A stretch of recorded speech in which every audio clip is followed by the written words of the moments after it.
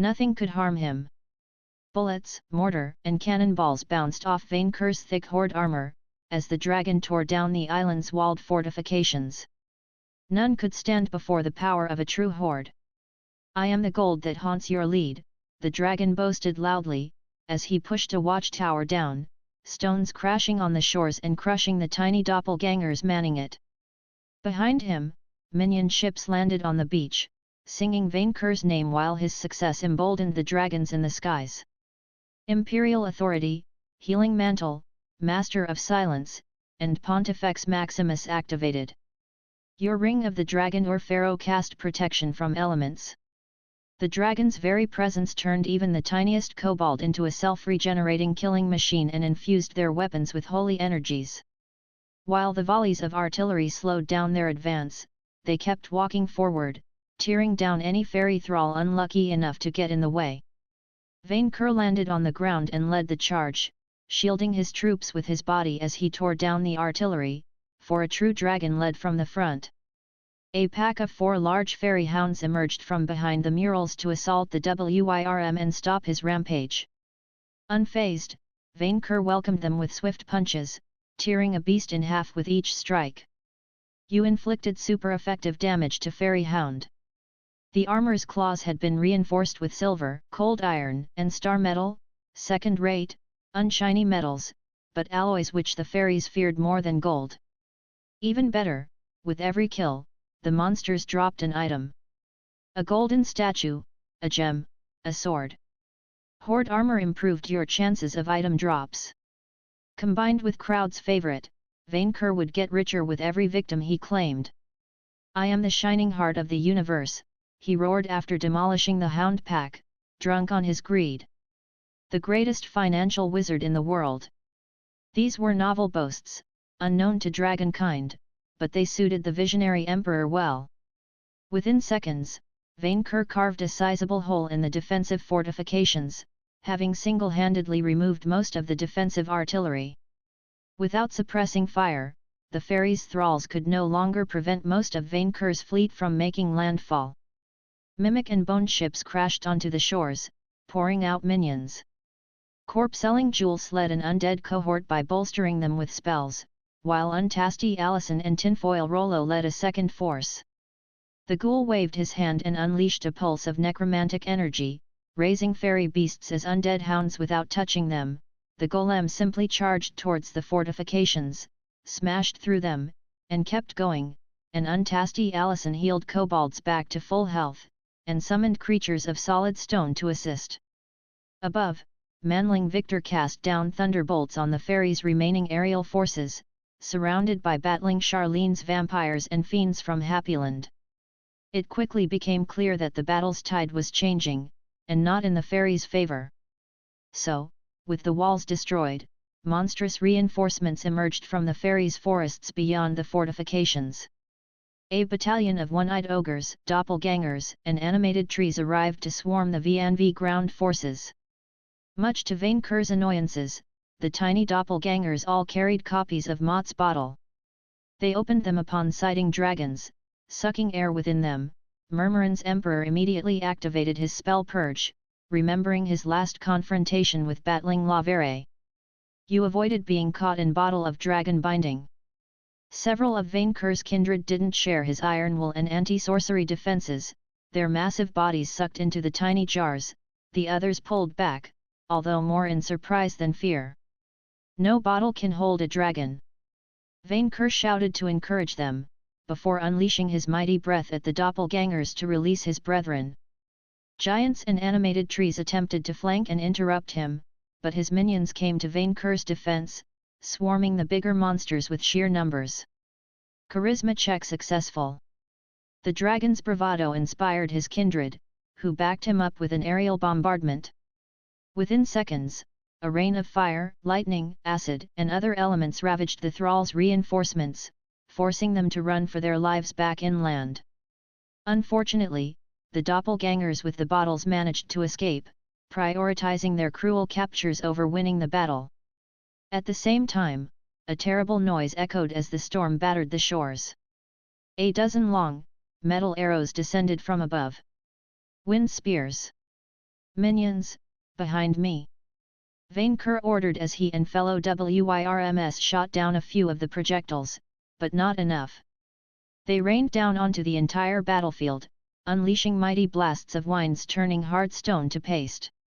Unlike the arrows of light, these projectiles didn't devastate the entire region nor instantly kill dragons, but they hurt.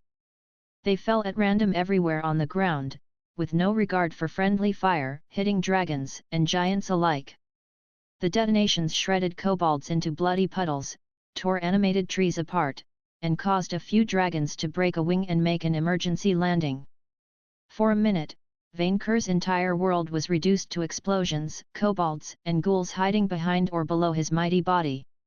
Much to his fury, many of his servants couldn't take cover in time and drop like flies, his healing mantle regeneration unable to protect them from such a powerful force. When at least the bombardment ended, the beach looked like the devastated surface of the cursed planet Moon. Kobold down! Pink Ranger screamed, tending to a wounded Red alongside her teammates. Kobold down! They killed the Kobold Rangers again. Above, Manling Victor and his Zime flew towards the attack's source, only to barely avoid being shot down themselves, for more projectiles emerged from the sea itself, an uninterrupted rain of destruction. Glitzy Theater. Vainqueur summoned a golden cage around the shores, protecting his surviving minions from a second bombardment. Even his mighty arena shook from the sheer intensity of the attack.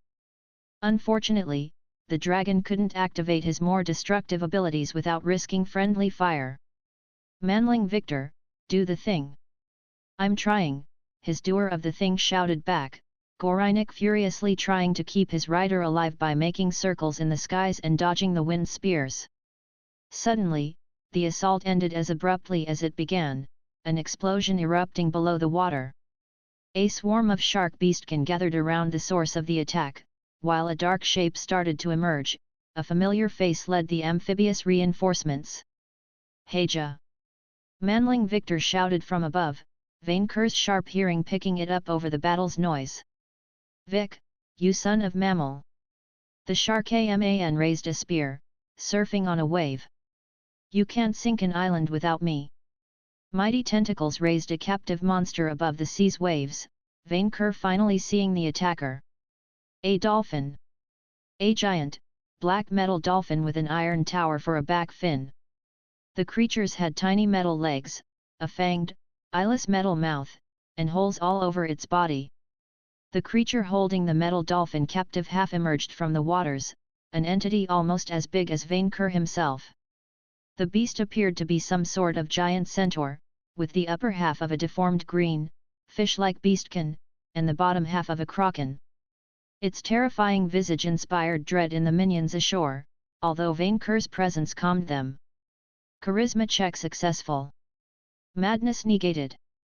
Lord Dagon, Lord Vainqueur, the shark man shouted across the battlefield.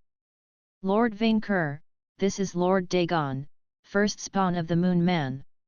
The enormous fish let out a wail, its tentacles struggling to ensnare the giant metal dolphin. This Dagon fellow attempted to throw it on the shores, where it wouldn't move, but the giant machine responded by firing a volley of projectiles from the holes on its back. The Moon Man's child let out a scream as the projectiles almost blew off its face, and tossed the dolphin backward. The machine sank back into the sea with shark beastkin giving pursuit. Dagon let out a snarl and returned to the deep, alongside its servants. At the sight, Priden's remaining aerial forces panicked and fell back, except the golems. Even then, the machines were outnumbered and quickly demolished by dragons and Manling Victor's forces. Action! Vainqueur ordered as he undid his glitzy theater, allowing his troops to move further inland. Let none escape. Recover the dragon-binding bottles. The shores were his, and soon, the entire island would follow. The battle ended in victory, although a costly one. They had seized the beach, and thus a landfall point on Priden, but the shores were covered in corpses, destroyed ships, golem parts, craters, and ruins. The dragons had borne the brunt of the massacre, both from the nuke and the aerial bombardments, but the VNV Empire also registered thousands of dead. So much work to do, Victor sighed, while Jules was already hard at work to raise the deceased as undead labor. Having recovered his black grail, the vizier would assist him soon. Allison had joined in too, but provided healing for the wounded instead. With her new levels, her group healing spells had improved enough to help many recover quickly. She had been too late for a few minions though. He was too young. Pink cried over Red's remains, the Kobold Rangers having formed a wake around their leader's body. The wind spear had shredded half his chest. Buzz Jelly was holding the wake, carrying the VNV Empire's flag while humming the War of the Horde. He was too young. Why is she acting like this? Victor asked, puzzled. I mean, he's just dead. That's not the end of the world. It wasn't even the first time it happened to this team, as Blue and Yellow could attest. After the first resurrection, death lost its luster, Allison commented, although she only sounded half serious. Pink said it is a bard's duty to hold a tragic death scene, Black answered, while his teammate kept crying over Red's corpse. She never got to do yours, Chief, so she's making up for lost time. Oh. All right. While Vainqueur and most of the surviving dragons were cleaning up the remnants of Pryden's forces further north, Victor raised a group of goblins as arisen with his black grail. This earned him a lot more attention than he thought it would from unlikely sources. Vainqueur's chief of staff can cure minion death, a Lenormand shouted, like a medieval peasant in adoration before the discovery of electricity. I cannot believe that minion repairmanship progressed this much in my century-long slumber, a true dragon muttered in astonishment.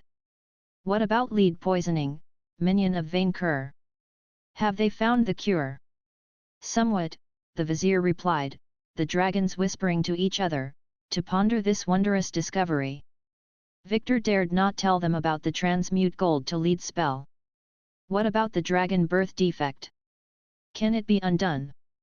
That was Victor's next order of business. Upon finding the first dragon corpse which a nuclear bomb hadn't completely vaporized, the vizier covered it with black blood. Your black grail could not raise green WIRM. Why? Because the dragon's soul wasn't bound for Happyland? With all the greed and pride, he would have thought otherwise. In any case, Victor tried to raise the corpse as a normal sentient undead with reanimator, only to receive a blue screen of death. Error 404, Soul not found. Soul not found? This was exactly like after Ice Fang bit the dust. Victor frowned, doubly so when he realized Jules had no problem raising minions killed by warbeasts and firearms. Was it because this WIRM had been killed by the nuclear bomb? Other dragons had been decimated by Odia's golems. Did something prevent them from being raised too? He would have to check as soon as possible. But all in all, unlike what Victor joked about, it appeared a lot of people would stay dead today. His lack of success also disheartened the dragons present. They looked at the death toll and the corpses of their brethren with a cowed expression. Victor guessed that this was the first time most of them witnessed slaughter on that scale. Kia chose this moment to arrive, riding the back of Jolie. Vic, I'm so glad you guys made it, the paladin said, climbing down from the dragon's back. Many of the WIRMs present responded by turning their back on the newcomers as if to deny their very existence. Victor guessed they wouldn't share a bus with minions anytime soon. Hey, it's Loon Dad, the dark elf Kevin said, as he landed next to the paladin. Unlike Kia, he had flown over through his own magical means. Victor was immediately upon him. Loon Dad, he asked Kevin while invading his personal space. Why do you say that? You think I have a hidden child? Calm down, Vic, he was just joking. Kia pulled him away from her disturbed teammate. Oh, the vizier calmed himself, disappointed. Don't scare me like that. How was your battle? We took heavy losses, but our army made landfall in the Essex equivalent, Kia explained. King Roland established a permanent stronghold, and we await reinforcements there. According to the maps they had gathered, Pryden covered what would have been Great Britain and Ireland on Earth, with the VNV fleet having landed in Hampshire. 2 large islands, both heavily fortified. Odia's lair could be located in any of them, and considering the difficulties in taking one area even with dragon support, conquering the country would be an uphill struggle. For now, the Allied forces intended to make a pincer maneuver and secure Pryden's southern part. This would make it easier to progress north and organize a landing on the second island. "I shall avenge your death," Pink cried loudly over Red's corpse, before wiping off her tears. "I'm done, Chief." "It was a great death scene, Pink," Jolie told the bard, having immediately understood the situation. She had even faked a tear over Red's demise. Victor took a second to splatter Red with his black grail. The body reconstituted itself, the Kobold Rangers' leader rising up none the worse to wear. "I am so glad to live in a country where death is a temporary inconvenience," Red declared. "Thanks, Chief." "Don't thank me," Victor replied. "Thank your deathcare insurance." "I guess this rules out suicide as a permanent solution," Kevin the Mage deadpanned, Kia elbowing him. "The undeathstrial revolution cannot be halted," Jules cleared his throat in the background, with a tone of smug satisfaction. "Revival made me hungry though," Red said, eyeing Pink's overfed cat with hunger. "Squeaky helped us," the bard shielded her cat protectively. "He shielded me from a blast. Squeaky is food. He has to die." Victor had the feeling that they had just spearheaded some kind of cat genocide, and felt a little remorse. "Anything on the submarine that attacked us?" the Vizier asked his fellow claimed, having sent them a report through Scarlet Study.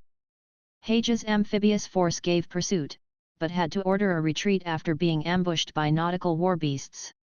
According to my divinations, it's a Typhoon-class Russian submarine transformed into a golem by magic," Kevin explained, drawing gazes. "Was nobody into WMD on Earth?" "No," Allison replied, with slight condemnation. Victor, meanwhile, was aghast. The Fommers animated a nuclear submarine as a golem? No wonder they could hit Murmurin half a continent across. "These things can hold up to 20 ballistic missiles, each of them with 10 nuclear heads," the mage continued. "So in short, their missiles unleash 10 smaller projectiles past a certain point to target more ground. The whole arsenal could probably wipe out all civilized lands in Outremont if judiciously applied. Even the missiles used on us by Hamelin didn't fit that category," Kia noted. "All of them, including the one that targeted Murmurin, were modified wind spears holding only one nuclear warhead." Then, Victor trailed off, disturbed. "Where are the real missiles? Hoard armor quality, S+, major artifact, material, various metals, gold, silver, star metal, cold iron, gems, and power stones. Endurance, /protection, physical +50 / magical +50 weight, 57 tons. Bonus, metal immunity, except adamantine and star metal, /dragon only /weight divided by 10 if worn by a true red dragon /breath weapon damage +25 +20 to checks about item or money drops. A massive magical armor crafted from Vainqueur Knightsbane's legendary hoard, refined through magic and power stones. This massive, dragon-shaped suit of armor is too heavy for anyone but a mighty Wirm to wear, although its magic doesn't impair flight nor movement. Besides its high defenses, the hoard armor possesses several abilities. At will, the user can try to transmute matter to gold on touch with a successful charisma check. This is a polymorph effect, although only an amount equal to the armor's weight at once per day. The wearer can summon molten gold from the elemental plane of Earth in the form of a flood centered around the armor, and the armor is immune to metallic weapons, except those made with adamantine and star metal. Finally, the armor's claws and tail have been reinforced with cold iron, silver and star metal. Fairy types are thus especially vulnerable to the wielder's physical attacks.